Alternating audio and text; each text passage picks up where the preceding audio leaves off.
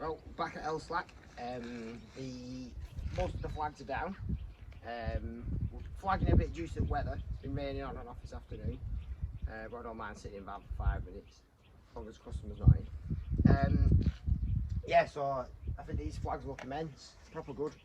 Really impressed with how they've turned out.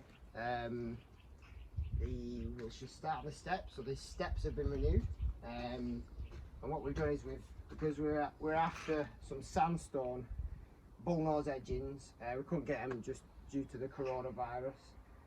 I don't know what that's got to do with it. But we've made our own bullnoses, so we'll just have a closer look at this. So what we've done is we've cut the flag so there's a nice straight clean cut, and then I've dressed it with a grinder and just taken the edges off there. So as you can see, it's almost a bullnose itself. Not quite as tidy as the sandstone ones that you get, but I think it'll probably look a little bit better because we've used the flags that are down, so it kind of flows up to the door. I'm really impressed with how these have turned out. Got a little bit of an issue here. So as you can see, the rainwater pipe goes into the hopper, and when we got down we realised that one of the clays had broken, so we didn't want to flag over it because if it gets a blockage it'll back up and then it'll cause all manner of drama and my name will be mud. So what we've done is we replaced the clay pipe where it had broken, and you get these like rubber collars now that you put over the clay, over the new section of pipe, and then you tighten it up and it's all nice and waterproof. So we put a new hopper in.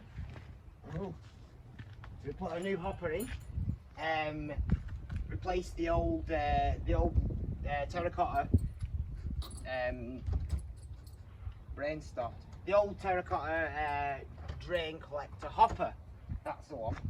And then what we've done is we've carried this step on to follow all the way around, put another bullnose edging on there, and I think it looks really nice. We're a bit bothered that it we're going to be like impeding on the job, so I mean, you can get a potted plant there, we can disguise it. Yeah. So we've got the copings are on the planter. They're all potted up. That looks immense now. And if you look closer, we found this stone with a little face in it, so I thought that's got to go into the job somewhere. It looks immense, does that? It's one of those that you'll see it, but you'll only see it when you notice it. So around here, so all this is flagged now, all the way up there to the red brickwork. So what's going here? These coal bunkers going there, and the log store going, and then we've got a room for part of the bins here. There's some old trolleys in that were left. So we just put that back on. So we flagged. So we started flagging. So when you're setting out your job, it's better off to start at the building, because if you start at somewhere else at another straight edge, by the time you get up to the building you might be skewed. So you start off with your first straight line on the building, you can work back from that. So that was the first course. Then we just, off this course, we could like set out his job up there, come back down, and then we'll work back round, and I've quietly just flag the rest. So we've got on there's a few shrubs here, so what we do is we've flagged around them, and then we'll just top them up with soil. A bit more nourishment than was originally there. Set another one around the clematis arch. So we're going to fill that in with soil. We've put a planter here where there's going to be the tree going. I think that just like looks, I really like how that's just kind of detracts, well, it doesn't detract from the main walkway up to the property, but we make a nice little planting space there. So when we put the sub base in, we use the laser level to make sure it was absolutely spot on, because when you're laying your flags, once your sub base is perfectly level, it's just a repetitive job of putting the flags down. Because if you just put your quarry waste down and whack it, it could be all over the place. So some of your beds might be like too deep, So we've got like a nice 2 to 3 inch, about 2 inch bed under each of the flags, and they go down real nice and easy. So here, there's a shed going here. So obviously you don't want your shed following the fall of the flagging. So we've made like a very small retaining wall. Again, we've put a bullnose edge on that to match the ones going up to the house. So that's nice and level, so the shed's going to go there. So we've just got a few cuts left to do now. So what we'll do, we'll lay a flag. This is my way of laying flags. There's many ways to skin a tortoise, skin a hare, skin a cat as well. You could, that's another one. But I'm going to show you the way that I do it. So we'll just get a bit of mortar and then spread it on. So this mix is a 5-to-1 grit sand. It makes a much harder mix than using like building sand. It goes in grit sand, what you'll make your concrete out of. But you don't want to use anything. Well, you can use whatever you want, but me personally, I always lay on grit sand. It's a much more forgiving mix than using a harder mix. Some people lay it on like a weak concrete mix or even a dry mix. I just prefer using the grit sand. So we shall pop some mortar down.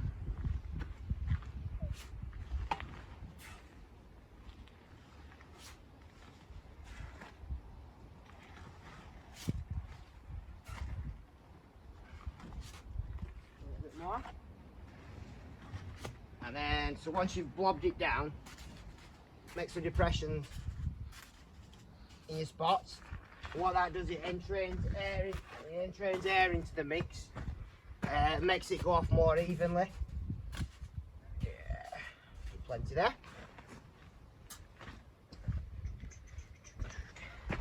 We'll bang those flag down.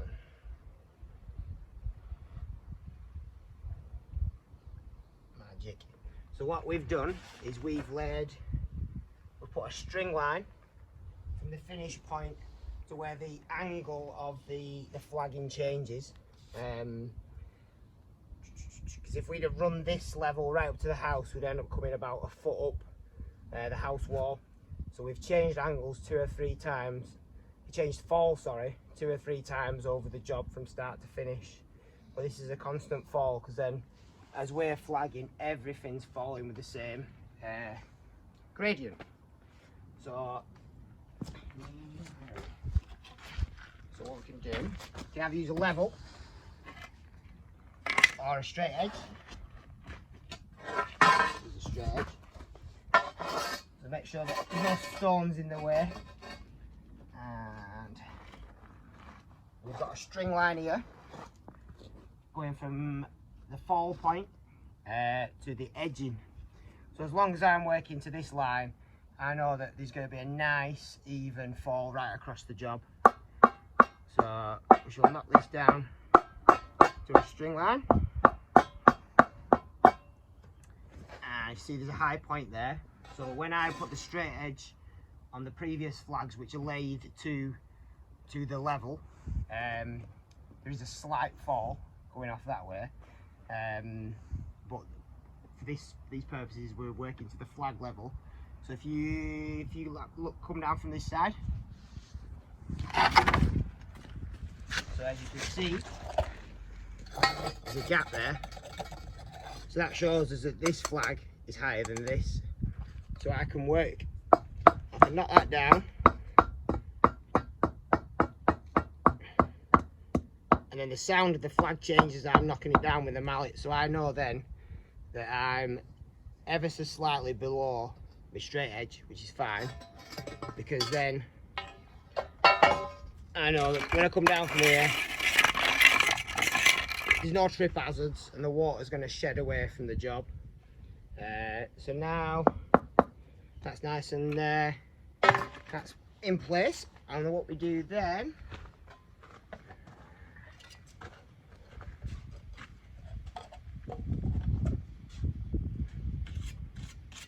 so we're planting these flags up with a resin compound. It lasts a lot longer than if we were to point point all the flags up individually with mortar, and it's way less time consuming than being on your knees, you know, busting your knees up, pointing flags. Life's too short to be doing that. I guess unless you're an Indian child making a flag. The less said about that, the better. So, any voids underneath the edge of the flag, we just put some mortar under. That stops any movement. And the resin compound is optimally cures at 1 inch deep. So what we're doing is we're just back pointing. We're back pointing in between these flags to about 1 inch below the finished flag height. That saves us money on the jointing compound, and what it also does is it stiffens up the flags underneath.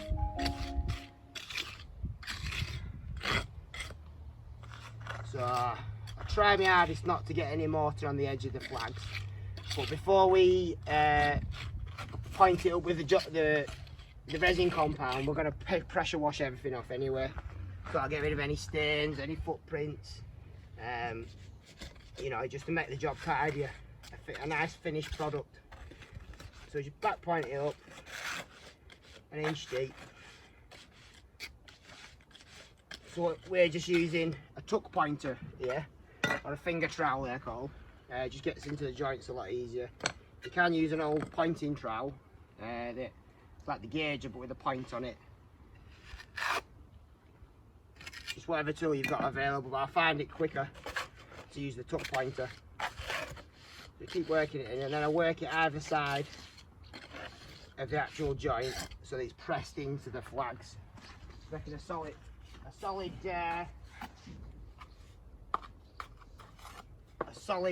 back point of mortar then. Oh, straight a bit there.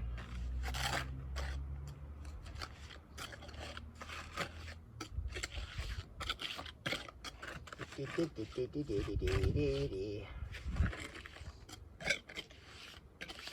we are, and we just got that one to do. So just bang a load of mortar in there. And the good thing about using the resin compound is that it's not weather dependent on when it goes in, so it could be a torrential downpour. That's not a problem, because you use water to activate the actual resin. So the wetter the better, really. Said the vicar to the nun. Right, so we've got a few more to do here now. We'll probably return when the resin compound's going in, and the job's done. Then we can chill out. Jointing today. So normally you'd use cement and a tuck pointer. Go on your knees, busting your knees up. But that's a thing of the past. Being on your knees is a thing for ladies of the night, not for ground workers. So this marvellous new product, the jointing compound, I'm not going to give the brand, but it's like a resin mixed with like sand. So as you brush it in, wet it, brush it again, and you've got like a perfect finish. So we've done all the flagged area. This has taken us about an hour start to finish. Looks incredible. Normally this would take us like, I don't know, a day and a half, maybe 2 days to point up. As you see here, where the flags have dried out, the contrast between the flags and the jointing compound are incredible. It really brings them to life. So like I say, we started out about an hour since, we just worked our way around. So did all the steps. That was incredible. Yeah, so we've got a tiny little section left to do now. So why don't you come and have a look, and we'll get some banged in. So easy to use. If you wanted to do like your own flags at home, if the mortar's broken out, just grind them all out. Yes, the product optimally goes off at 1 inch deep and a minimum of 3 mil wide. So even if you have some like tiles, You can use joint here and then. So what we do is soak the surface first.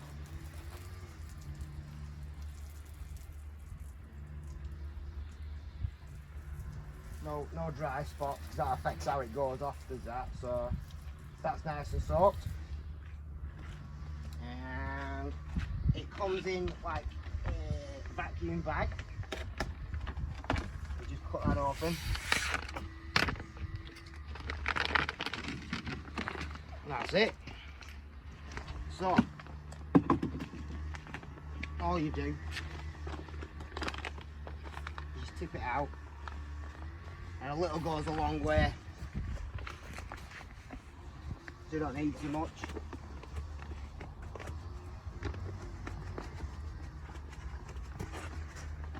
That should do. And then you can either brush it in, or you can use a squeegee. I don't have a squeegee because I'm a tight ass, so I'm just using a level. I'll put gloves on as well because it's real sticky, this stuff. Make sure you scrape it across the joint.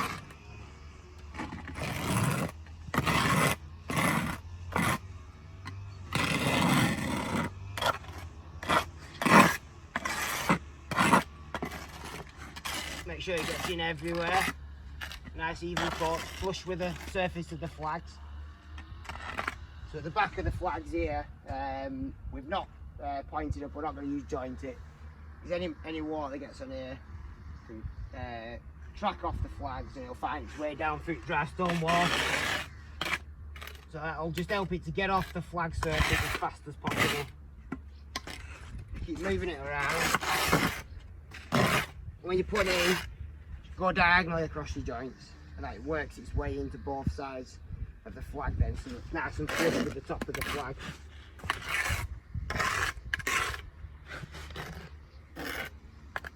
Even on ends there, just put your finger there, press it in.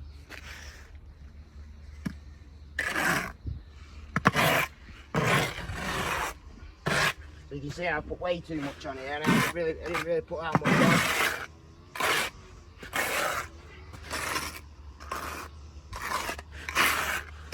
Keep moving it round.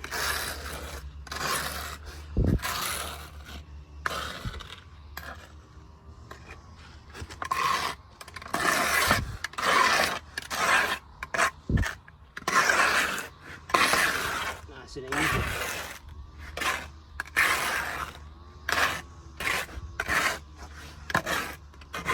You can see there I put way too much on. The good thing about it is if you use too much, if you haven't, I'll start again. If you have a load left, just put it back in the box.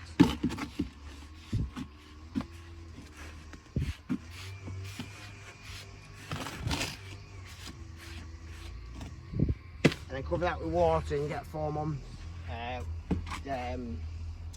storage from it. So just brush it in, soft brush.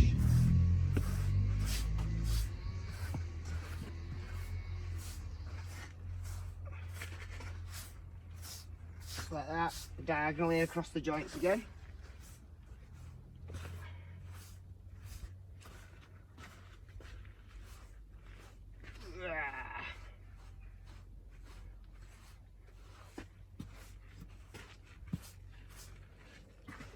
Some more back in the tub.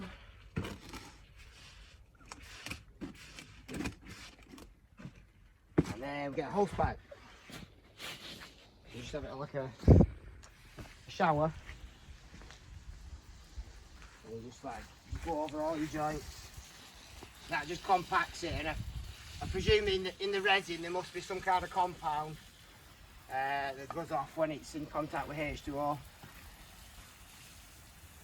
Right over the joints.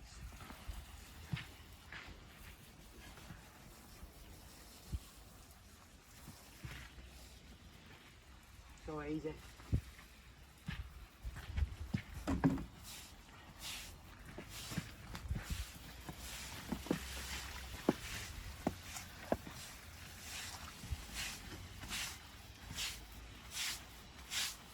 good thing is you can use it even if it's absolutely pouring down. Still use it because it's more water the better, really. Not surprisingly, it was developed by some Irish lads. They get a lot more rain than we do, even in Yorkshire. Pile that up there, get rid of that in a bit.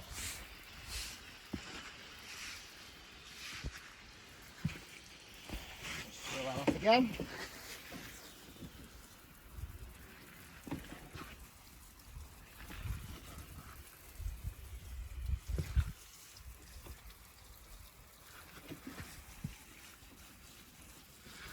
Simple as that.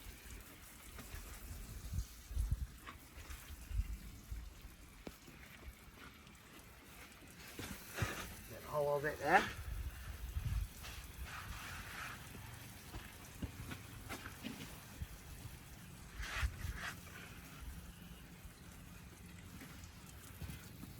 Good.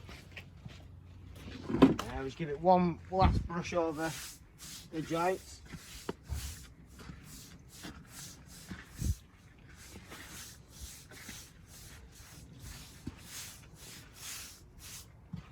Then we'll leave that to go for 10 minutes. So we did this about 10 minutes in. Just go over it again. Just press down on the soft brush. It gives it a right nice flat even texture. There's no muck sticks in it. The water sheds off it. Because it's resin, it doesn't get affected by that heat shrinkage that the sun and the frost bring to it, like a paved surface. But if you like to point this up with cement, obviously you can't do it below 5 degrees. Can't do it on a hot day because it goes off too quick. Can't do it when it's raining. This is just right stuff, and I think it leaves like a real nice finish to the job. Looks incredible. So we'll have a sig. Let that go for 10 minutes. I'll brush it up, and then we'll go for. Because we've saved so much time up on laying it, we might as well have like an extra long dinner. So right, we're nearly done here, so we shall do some like titivating, some little snagging jobs. We'll come and have a look at the finished job as a whole.